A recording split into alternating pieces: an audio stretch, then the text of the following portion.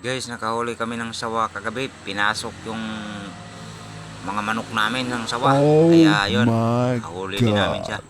Hindi niya nakain yung manok na kinuha niya. Ang mangyari sa kanya ngayon, pulutan. Sarap na pulutan to guys. Wow. Papakita ko sa inyo kung paano magluto ng sawa. Lilinisan muna natin to guys. Yan oh, haba. Oh my Ayan. God. Hanggang kumakain na ng inahin yan. Problema kasi nito guys, pag hindi hulihin kasi itong mga ganitong sawa, kakainin naman yung mga alaga nating manok. Oh no! Dapat mahuli rin talaga dahil sayang yung mga manok pag sila lang magkain. Tayo, hindi halos tayo magkatay. Sila naman ang uubos ng mga alaga natin. Sabi nga, bawal daw hulihin tong mga ganitong klaseng ahas. Kaso lang, sa loob na ng bakuran eh. Kaya ayan, oh, lagyan na natin siya ngayon ng tanglad. Wow. Pakuluan muna natin yan guys para lumambot siya.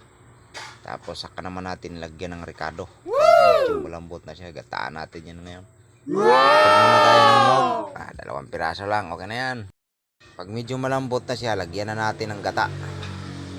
Tapos Wow. yan. Yan na guys, oh. Medyo malambot na.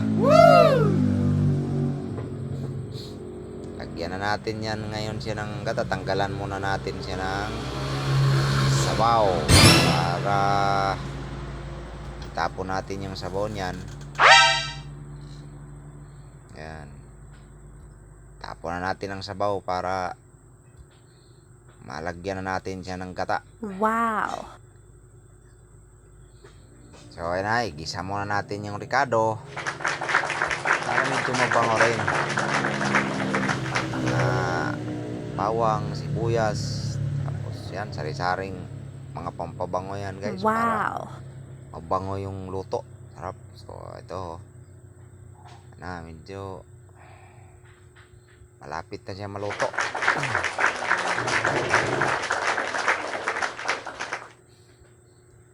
Lagyan na natin yan ng gata. Pagka natuyo na yung gata niya, lalagyan na natin siya ng pampalasa. Wow. Wala na yung gata niya. Ngayon, lagyan naman natin siya ng tomato sauce. Wow. Parang resulta niya, parang semi-caldereta lang talaga. Malasa din ba? Sarap talaga guys pagka ganitong magandang luto din yung gawin mo. Sarap talaga yan. Ang ganitong klaseng pagkain kasi guys, sustansya talaga ito eh.